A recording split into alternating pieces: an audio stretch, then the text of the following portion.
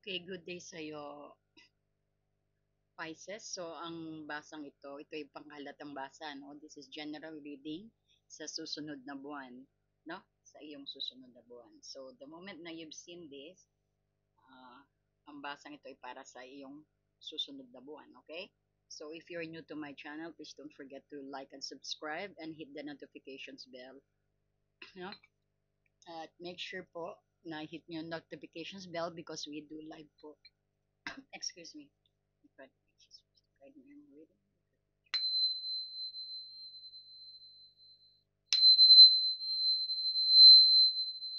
Reviewers.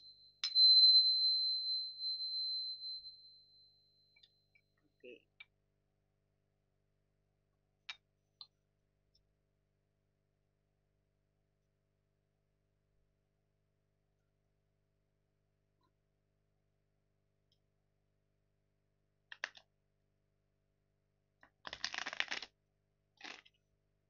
Para kay Pisces sa susunod na buwan.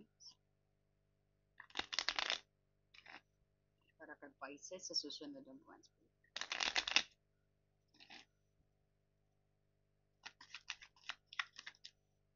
Oops.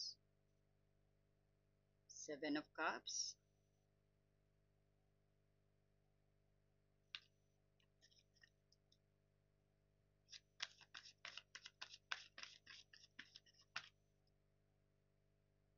Five of Swords.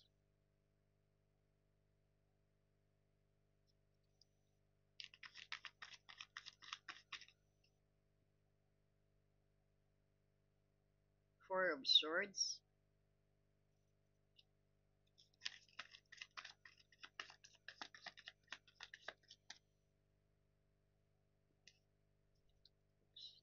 Nine of Wands. Para po kay Pisces sa susunod na buwan. General readings. Cross Watcher is also welcome, no? Ace of Wands. Oops. And Ten of Wands. So, kuha rin tayo sa yung sige, let's include also sa iyong love life, no?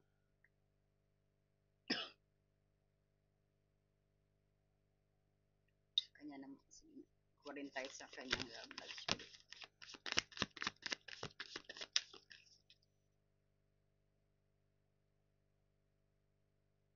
Temperance.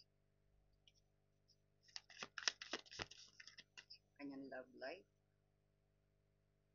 Chariot reverse.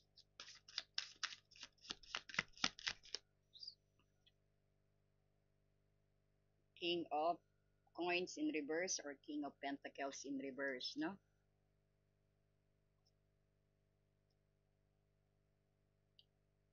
And then, guidance mo rin. Kuha tayo ng guidance mo. Ito na siguro. So, we'll put it here.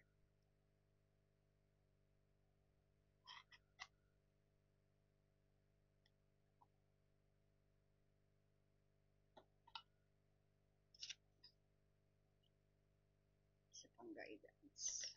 Sorry. Yun. Trustworthy and guidance. Okay.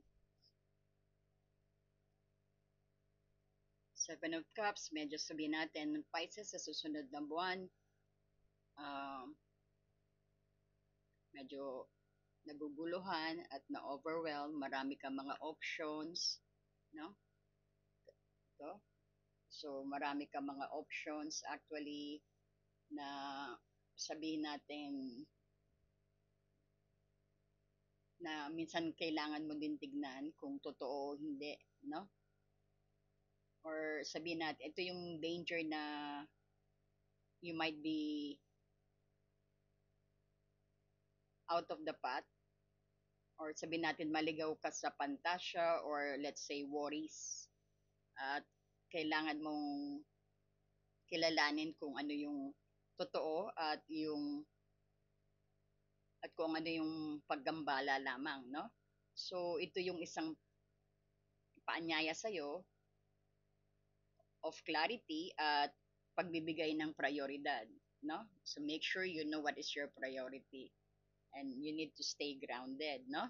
So you have the Five of Swords here. So ito yung madalas na very difficult card na nagpapahiwatig ng, let's say, fight, no? As you consider fight or labanan. Parang ito yung isang walang saysay na tagumpay, or let's say loss or pagkalugi or pagsira sa iyong sarili, or parang sabihin natin na not trusting yourself. And it could be also a situations na you might gonna be win, pero or sabihin natin nanalo ka sa malaking halaga pero parang may konting not in the right way, parang gano'n, no? Parang we could also say here na medyo ang komunikasyon is not so working, or this is also agreement, this is also disagreement, or let's say sa next month din maaring this is a warning din, uh, or let's say na warning ito na in a fight, the things that you wanted na makamtan, yung kaya mo lang, no? Do not go into an extreme, ang sabi rito. If you are in a fight, or let's say you have some meeting to attend of, do not force yourself, no?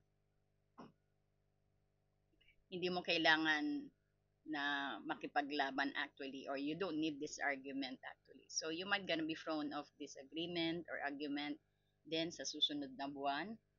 So meron ka rin ditong Four of Swords, no? Uh, yeah.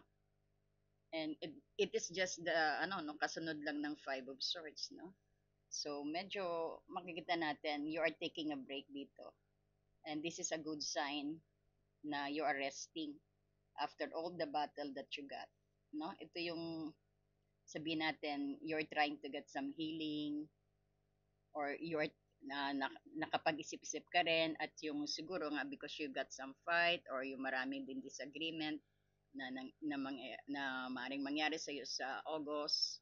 But at the end of the day, parang makakakuha ka ng clarity, ipagpapahinga mo muna, or sabihin natin lalayo ka rin sa, kung may fight na ano, lalayo ka rin sa taong iyan. Parang this is also sinasabi na ito yung time sa'yo na maaari mo ring paghahanda mo rin, or parang you need to take a break para nga sa away na to, or sa disagreement na to, para makapag-isip ka kung ano yung maganda, no? Kung sa project medyo maraming hindi nagugustuhan ng project mo, or ano, so ang gagawin mo, magpapahinga ka rin, or sabihin natin you will take a break, medyo lalayo ka, no? You will distance yourself para makapagnilay-nilay ka kung ano yung dapat mong gawin sa argumentong yan or sa gulong yan, no? So ito yung clarity. We have some clarity here. May Nine of Wands ka rito. Ito yung maganda naman din, yung talagang nakita natin, no? Pagod na pagod ka, parang this is surviving warrior, no? Ito rin yung card na ito is parang let's clarify din dito. Parang it's also show na it's seeing you're being resilient dito no? This is being strong, at yung pagiging matyaga mo, at yung pagtatanggol sa iyong posisyon. Especially maybe this argument is coming from at work, no, siguro, or medyo nakita natin dito talagang hard work ka sa pakipagbaka sa iyong parating na buwan. So pinakita rin dito na marami kang pinagdaanan, or medyo nakaranas ka ng mga laban ngunit hindi ka sumusuko, no? Which is maganda. Yan ang meaning ng Nine of Wands, no? Let's say pinapatibay nito yung mga pag-iisip mo, yung mga idea mo, no? Sa pagpapahinga mo rito sa Four of Wands, bumangon ka agad. Pagka sabihin natin, pagkatumba, tayo agad, no? Dahil may ano ka nga dito. And ang ginawa mo, strategy mo, medyo dumistansya ka, nagpahinga ka, no? Yan yung maaring mong maging gawin sa Ogo, sa itong nararating na buwan, itong susunod na buwan.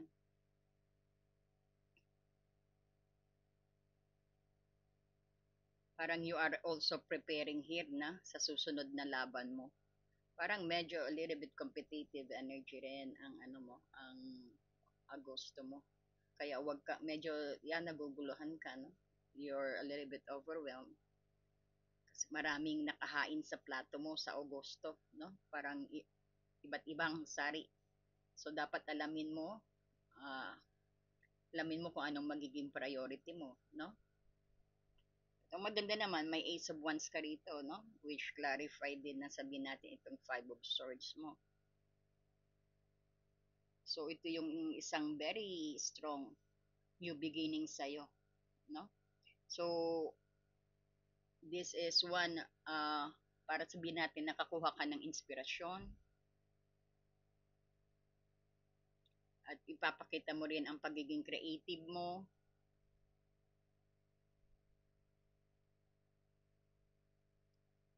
At saka, you will gonna be actually focusing in creating something para to boost your energy. You might gonna be attending gym or you're considering to plan na umattend ng mga ano no ng mga exercise, sabihin natin ng dancing, ng to be able nga na maiwasan ang argumento o yung gumugulo sa isip mo. Parang nakita din natin sa August, dahil nga sa pagpahinga mo, maraming pumapasok na new creativity sa iyo, no? Parang you bounce back, na-ready ka, no? Gagamitin mo yung parang you're very energetic, yung mga may bigla na lang umusbong ng idea sa iyo, no? So yan, ganyan din yung maganda na dapat talagang you need to take a rest. Yung pagtingin mong wala ka ng laban, wag mo nang i-exert ang effort, no? So you need to ano na set back a little bit, no? Step back a little bit, no? At yan yung time na mag-iisip ka, magpaplano ka, no? Which maganda naman na parang yan yung strategy mo, no? Pero wag kang, but ang pinaka-importante, nakita ko sa Agosto is dapat kang i-priority mo kung anong pinaka-importante, ano yung malaking gumugulo sa'yo, ganyang pag-resolve ba, no? And then sa kasunod-sunod na yan, bawat maalis na. So, alamin mo yung imposible at hindi imposible, no? Ito yung sometimes there's a lot, parang sabihin natin, ang isang bagay nakikita mo, porket kumikinang, akala mo is ginto, parang gano'n, no? Pero hindi pala, tanso pala. Kuha mo yan? Ayan. So, nakita natin dito, may 10 of swords ka rin dito, no? 10 of wands.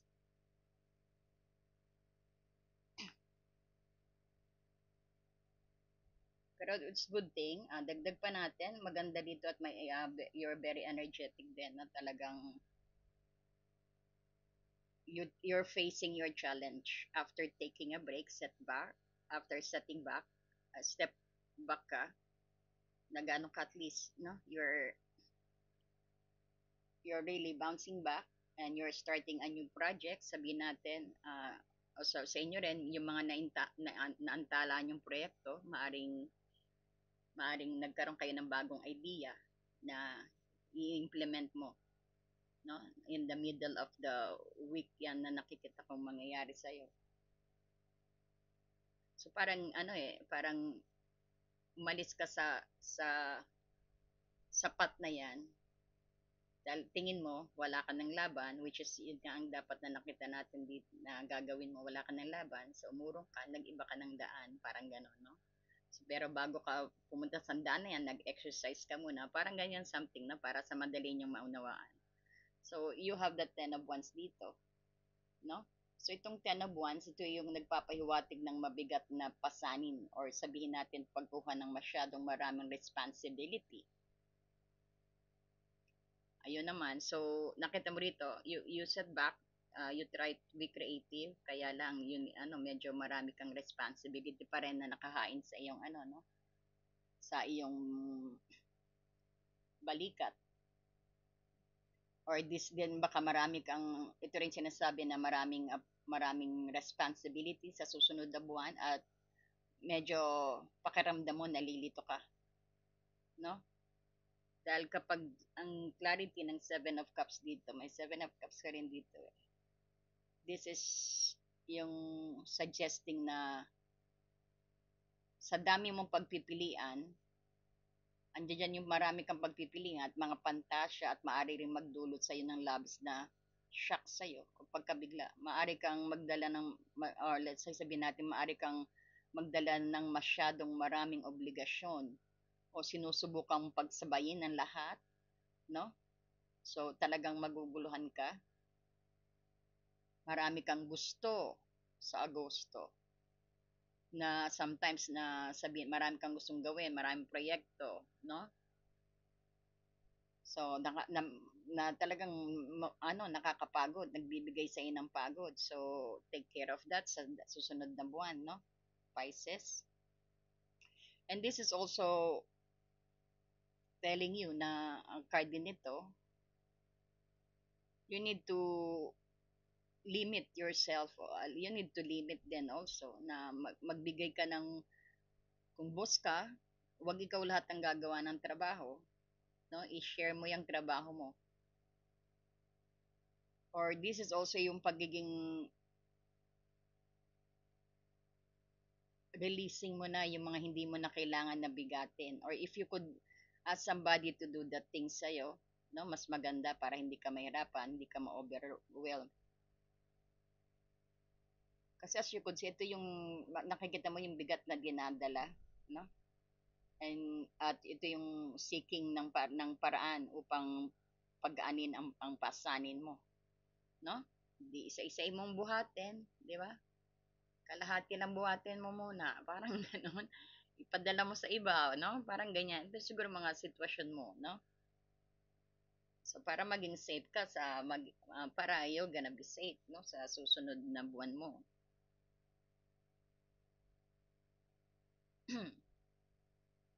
So we could see here, no? General reading mo sa Pisces sa susunod na buwan, ito yung mukhang isang buwan mo kung saan ka parang dadaloy, no? Sa isang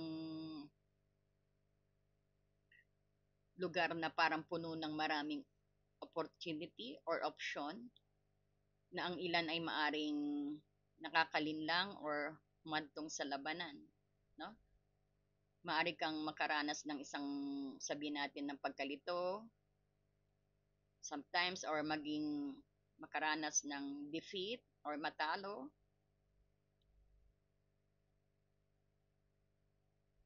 sa isang sitwasyon na yan, sa isang argumento. At deep within you, ito yung at makadulot din ng worries at anxiety sa iyo, no? But anyway, ang malakas na sinasabi sa card mo rito, yung paglinaw ng Ace of Wands saka ng Ten of Wands dito. You will know what is you really need after, kung anong dapat ang advice dito parang ito nga yung malalaman mo kung ano yung dapat mong unahin, no? Vice resting.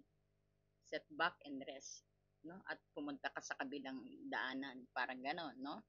And you got the Nine of Wands din nga dito, no?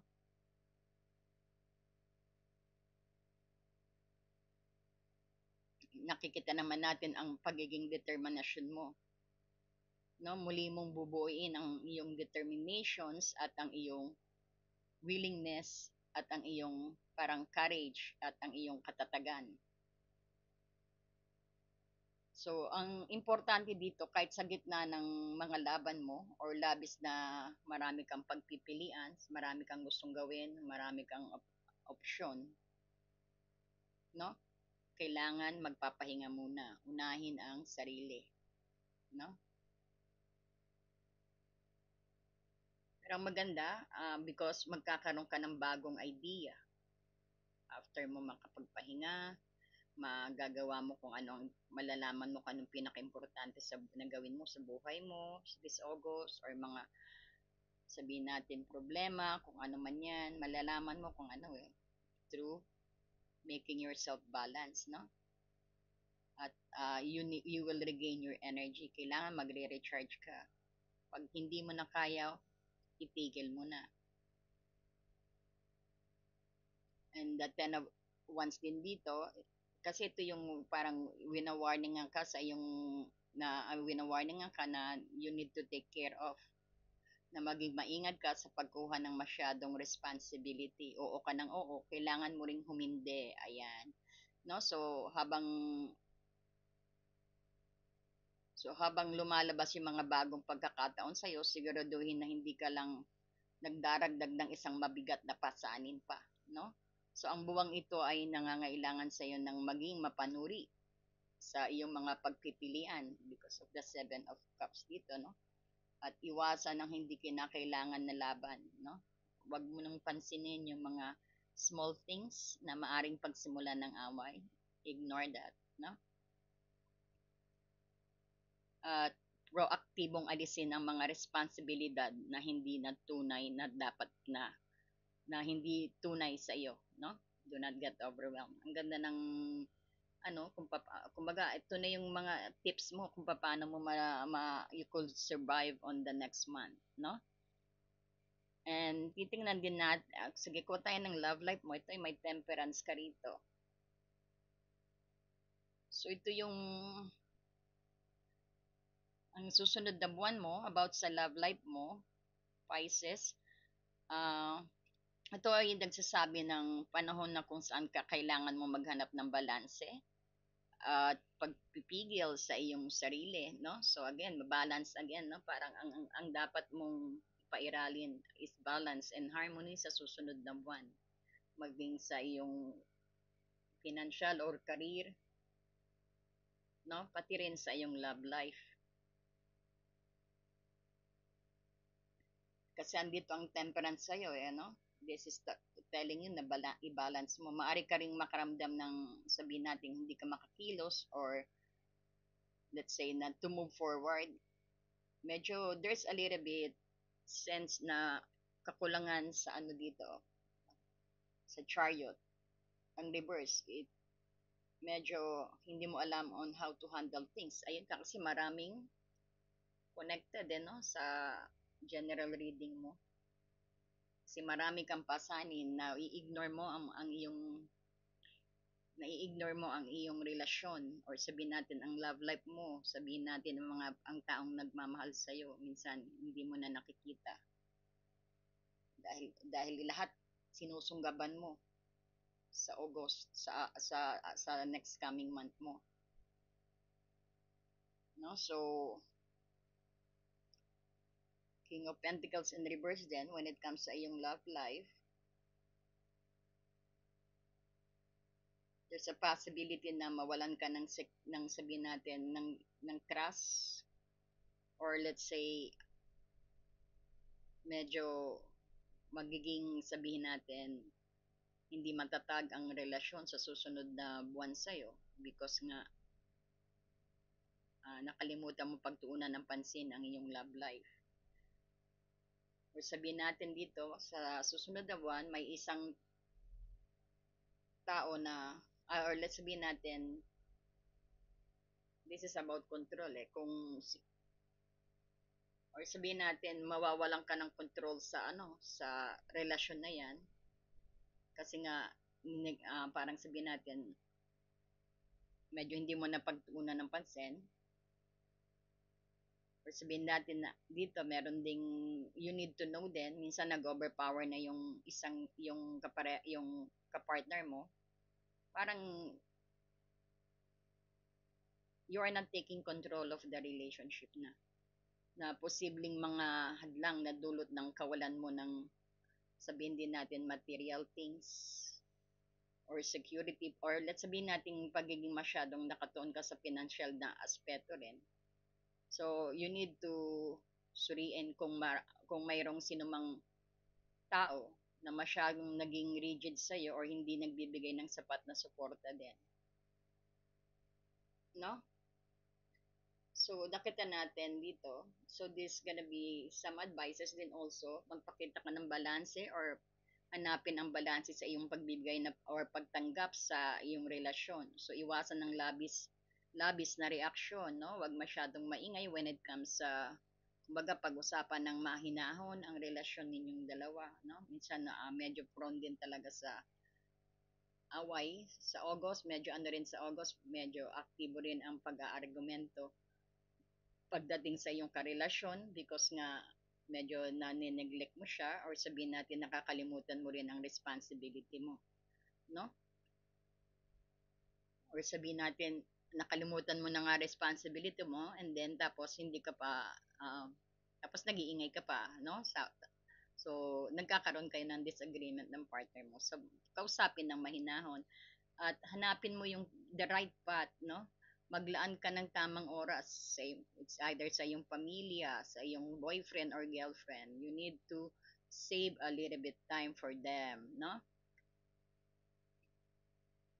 And at least kausapin mo sa darating na susunod na buwan sa iyo, mag kailangan ng heart-to-heart conversation sa iyong asawa or sa iyong boyfriend or girlfriend or sa iyong karelasyon, no? Kailangan ang malino na pag-uusap na magkaroon kayo ng para maging balanse ang lahat sa iyong Agosto. And isa pang advice sa iyo is magtatag ka ng security kung ang issue ay financial ninyong mag-asawa, magtrabaho, kailangan magtrabaho maigi, no? At mas magtayo ng magandang pundasyon, no? So, siguraduhin mo na yung wag kang masyadong mangako na hindi mo maitutupad. Or sabihin natin wag kang magpaasa, no? When it comes din sa, lalo na when dealing to your partner sa susunod na buwan. And wag kang masyadong makontrol or sabihin natin sabihin natin ang persons mo is maging makontrol din sa'yo, no? Kumaga nawawala ang balanse, no? Kailangan magkaroon ng heart-to-heart conversation. Dapat maging flexible kayo sa inyong journey, no? So sa susunod na buwan, this is showing na isang panahon sa iyo para mag self introspections ka at makapag-isip at mahalaga ang ano sa iyo, pagpapahinga.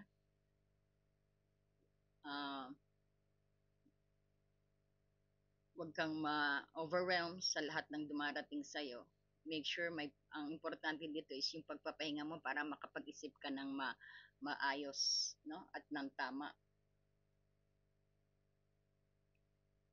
At kailangan mo rin pag-isipan na bigyan ng tuon ng pansin ang iyong love life, no?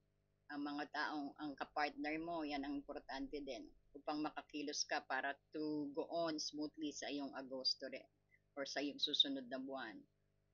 So, this is ano, no? Parang timeless. So, kung kailan niyo nabasa po ito, kung kailan niyo pong napanood ito, so ito po yung sa susunod ninyong buwan, no? So, tignan natin ang bigay na guidance sa'yo. Punta na tayo sa guidance din. Ito yung trustworthy guidance again, no? Ito yung maaari kang gabayan din ito, no? Bukod sa tarot guidance din, ito rin yung guidance, angel guidance, no? So, trustworthy daw. Trustworthy is guidance. You've received a wonderful idea as an answer to your prayer. This idea is real, trustworthy. You can safely move forward with it, knowing that we are with you every step of the way. Ask for and be open receiving our support for anything and you need related to this idea. Ayan, no?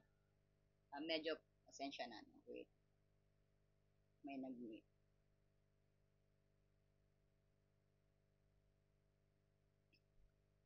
So, trustworthy again, no? Yan nga, tinutulungan ka ng iyong spirit guide actually rito na yan, ma-overwhelm ka, marami kang dalahin, no? So, ito, huwag ka daw mag-alala, mag-pray ka. You need to pray then dahil hindi sila kikilos until na you are allowing them, no? Because always remember, you have your own free will dito, may sarili kang pag-iisip, at ikaw lang ang magpa-finalize niya, no? And the spirit guides want you to pray for them, so para you are signaling them, na sinisignalan mo sila na tulungan ka, no? Ayan. And then another, kung saan are you getting enough rest? Ito, again, no? Talagang sa darating na buwan mo, ah, pagod, parang madidrain ka.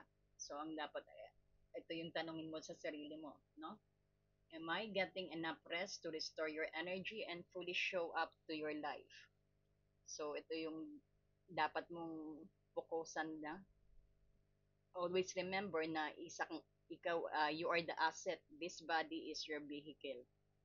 Notice how your body is feeling, how much sleep you are getting, and what you can do to help your body and rest.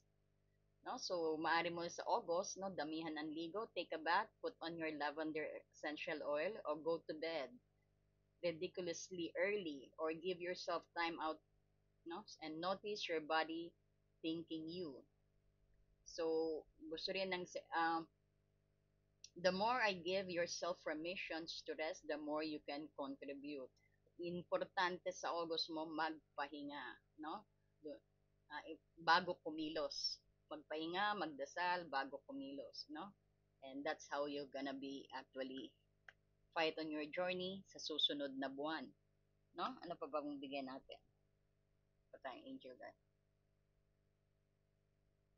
Okay? So, I hope na maging gabay mo ito sa susunod na buwan, Pisces. And kung meron ka pang ibang katanungan or you want some extended reading, you could contact me on happyangelreading@gmail.com, and if you want need some private reading also, no? And we also do live. Make sure you hit the notifications bell. Ayan. So, thank you and God bless you.